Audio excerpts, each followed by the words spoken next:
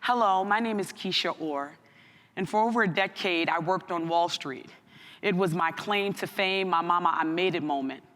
I felt like I was doing it for all the black girls in the hood, but mostly for the little black girls I was raising, my smart, beautiful, and gifted daughters. The job on Wall Street allowed me to send my children to private school, to take them on trips, and to provide for them without the financial burden that I had known for far too long. When I first got the job, I remember that I made a commitment that we'd travel a lot. That's because I was 27 years old when I boarded a plane for the first time. It was an international trip to Europe, and it was divine.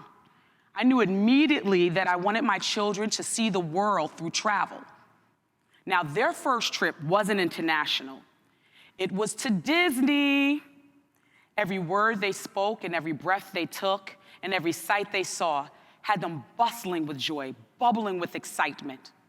They ate a frozen treat called It's a Kadoozy and pretended to speak with a proper British accent. They do it far better than I. As they engaged in the mini Disney characters and watched the shows, I was gratified to see them so happy and that I was able to provide for them that opportunity. Now, you may be thinking, Keisha, what's the big deal? You got a job, you moved up the corporate ladder.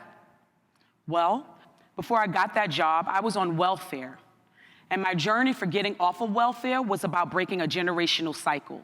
My mother and grandmother had both been on welfare. And I wanted to create a legacy that was rooted in intergenerational wealth. I had been the first in my immediate family to earn a six-figure salary.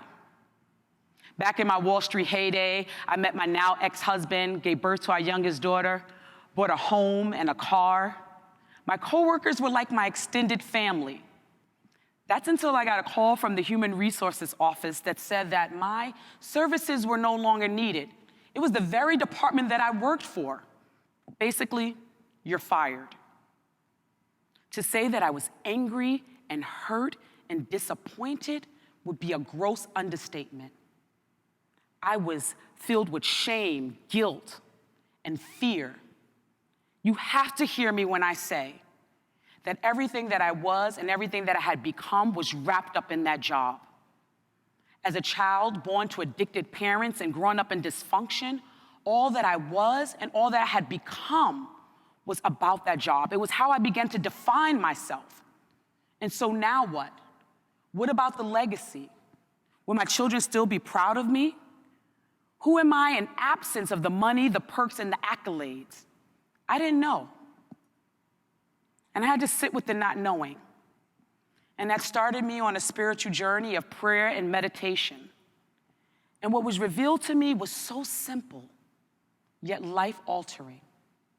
The message was that I could just bloom right from where I was. I knew that I could create a new story, a new narrative, a new legacy.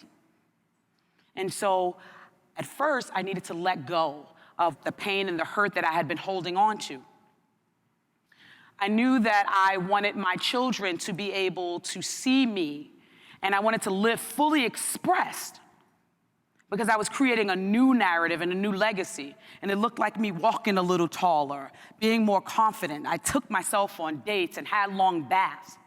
And the blossoming occurred, and my creative juices began to flow.